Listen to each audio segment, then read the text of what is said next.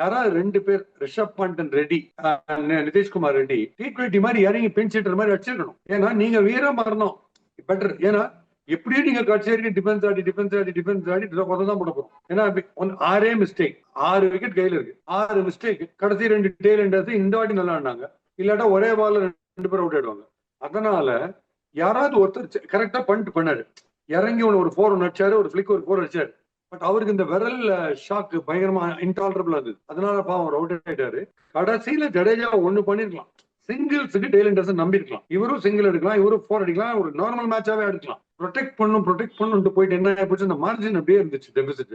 இந்த சிங்கிள்ஸ் வந்துனே இருந்ததுன்னா அவங்க எந்த பால் ஆடுறோம், ஏன் ஆட மாட்டோம், தாராளமா ஆடுவாங்களே. பும்ரா நல்லா ஆடினாங்களே 2 பேரும். சோ ட்ரஸ்ட் வேணும் டெய்லண்டர்ஸ் மேல. எவ்வளவு 60 ரன் வரைக்கும் எப்படி ஷீல் பண்ணிக்கிட்டே இருப்பீங்க? அப்ப பண்றீங்களா?